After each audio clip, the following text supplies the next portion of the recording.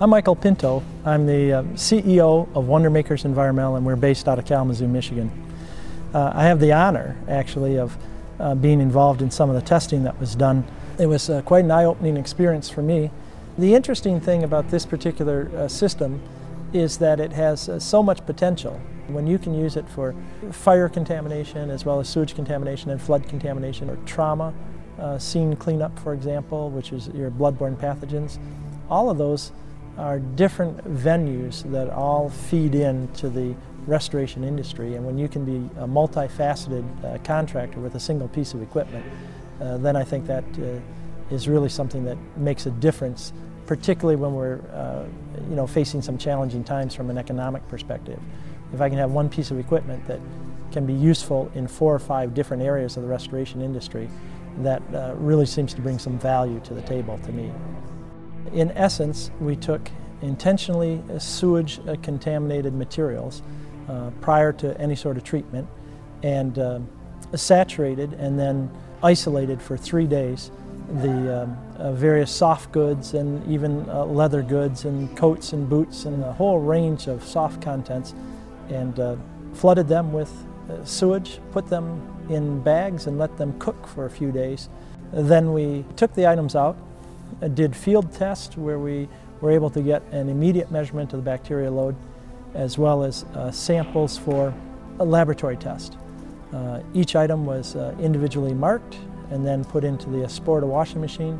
We tested a number of different wash cycles to determine which ones would be the most effective, and then measured the individual items after the washing process. We didn't even wait to do the drying, which could also have a positive impact on the reduction of bacterial load. We took it right out of the washer. The results were very encouraging and in some respects a little bit surprising to me at the level of effectiveness at the reduction of the contaminants, because we mixed sewage contaminated items and non-contaminated items in the same load, and then measured some of the non-contaminated items after the fact to make sure that there wasn't a cross-contamination from the wash cycle.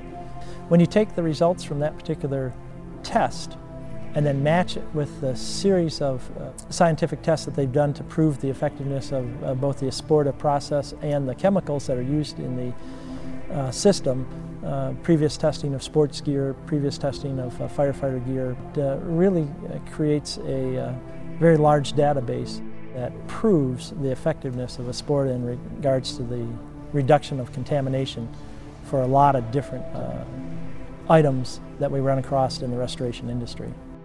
I get the question asked frequently, what was the comparison criteria that we used to determine whether the bacterial load was effectively reduced? And if you look at some of the regulations from the U.S. Department of Agriculture in regards to the amount of bacterial load that can be in processed foods and things, that's what we used as a criteria. So a very stringent one, but the fact of the matter is some items, particularly items for children such as teddy bears or even clothing and things, can and do have a hand-to-mouth potential. So we just wanted to make sure that something coming out of the Esporta system would not be dangerous to the individuals that were receiving it afterwards, and if it would be acceptable as an edible product or as a food product, then certainly we felt that was an appropriate criteria to use even for non-edible materials. Would I feel comfortable eating an item that came out of Esporta after a sewage loss? And the answer is yes. And I don't say that lightly, because I'm Italian and I like good food.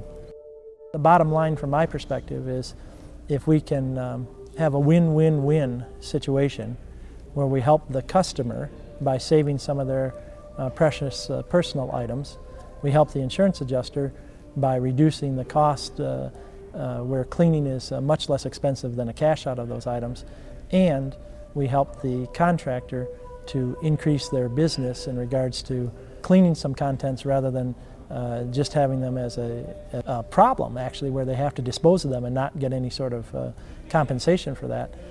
Again, for me, that's a win-win-win situation, and it's something that I'm happy to promote. And I should mention that I'm not a salesman for Esporta. I'm just a believer in Esporta.